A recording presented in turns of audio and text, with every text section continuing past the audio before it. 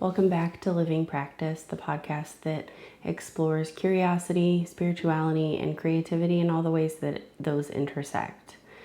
I'm your host, Ricky Horvatic. You can find me across the internet as Starmoth Press. And today I want to talk to you about creative input. This is a topic that was covered extensively when I did the Artist's Way about a year ago. I did the entire 12-week program and I recorded every week. I did like a video recap. And one of the things that Julia Cameron talks about is what we are taking in. There is the idea of the artist state, where you go out and do something fun for your artist self and it's just you.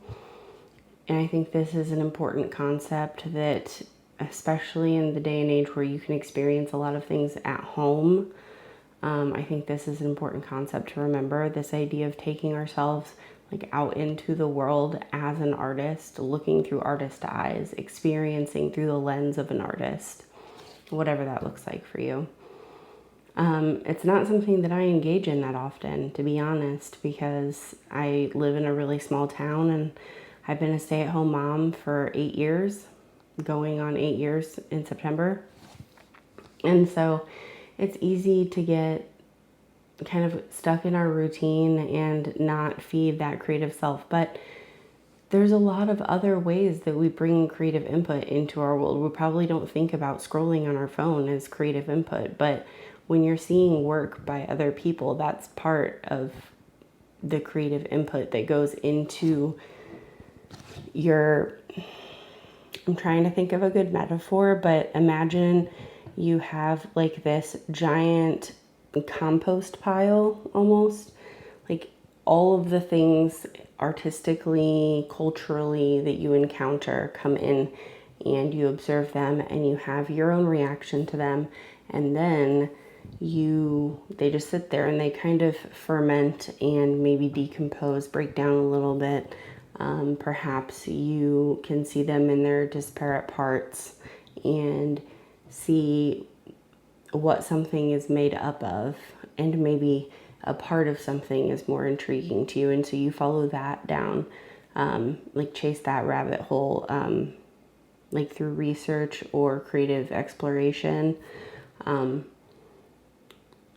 I think that it's easy for us to say that our phones are these awful, terrible things controlling our lives. I'm not saying that they're not, because they obviously play a part in a lot of the problems we have going on in the world. But if we wanted to look at the tool a little bit more curiously, and approach it in a less judgmental way, and understand that there are things that we've done as artists, in collective, that we wouldn't have been able to do otherwise.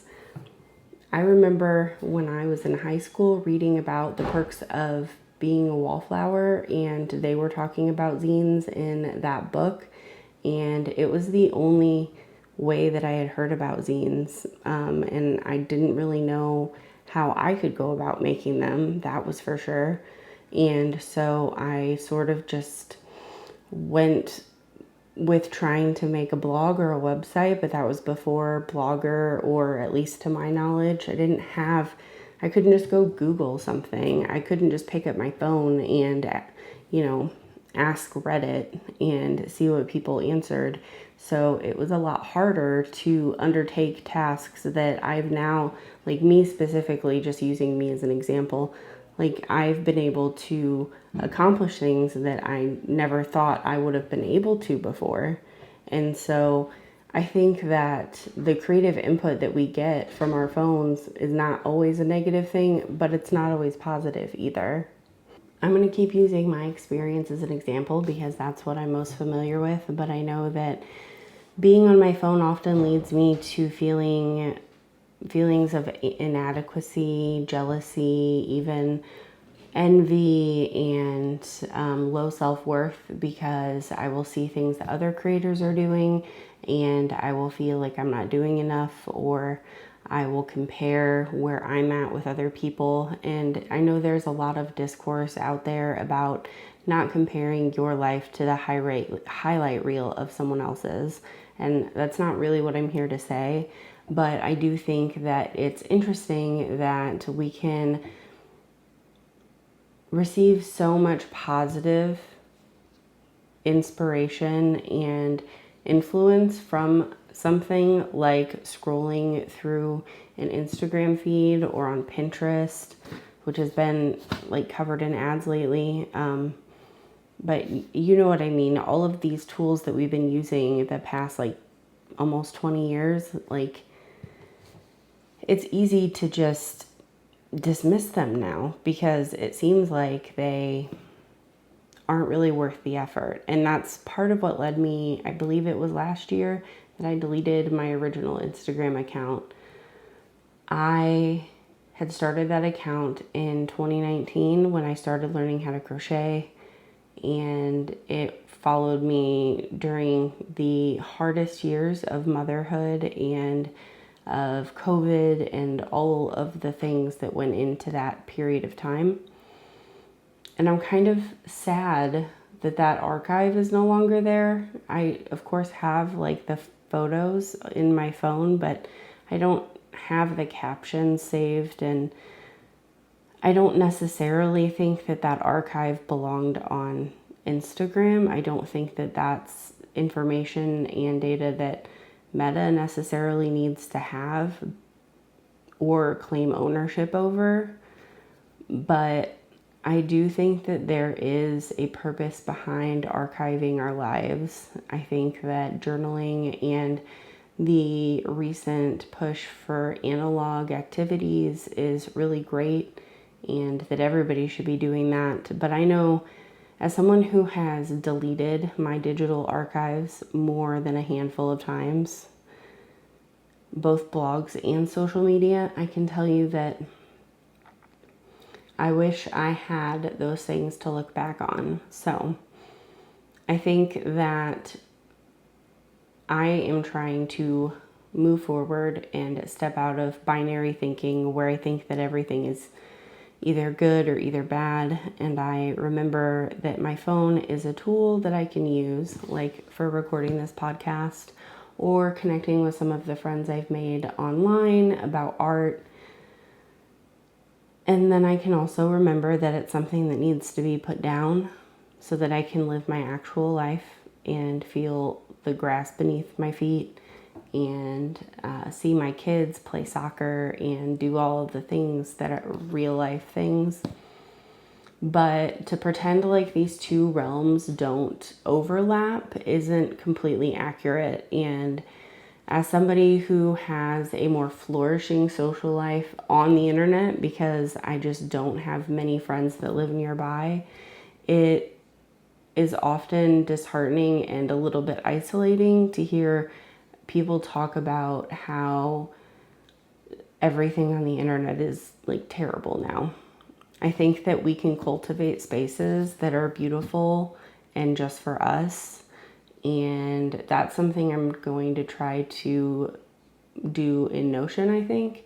I've already been doing my commonplace bookkeeping. I've been transferring some of my physical archives into a digital archive on Notion, and I'm considering just making a space where I share a lot of my stuff that people can go explore. It's something I've seen other creators do.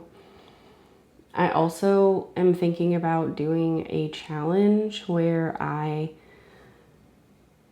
journal more about the media that I interact with. I'm gonna get a drink.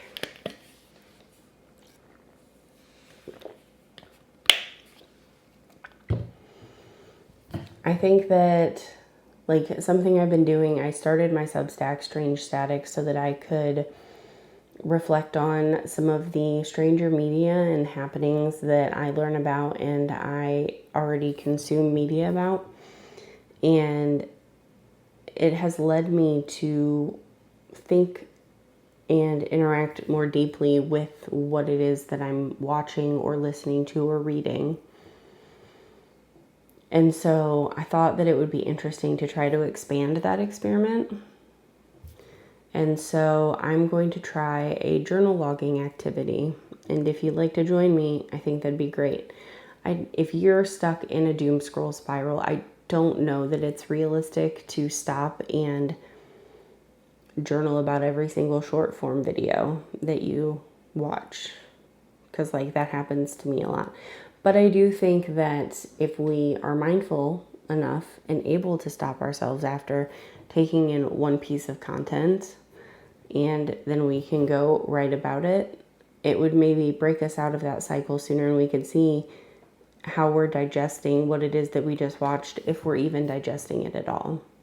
Is it entering the compost heap, the compost pile that is like our creative inspiration? Is it going to feed our inner artist, or is it going to, I don't know where I'm going with that analogy, but I know I have seen a couple creators talk about the idea of keeping a media log. I've been logging the books and zines that I've been reading, and I've been sharing a little bit on Substack about that.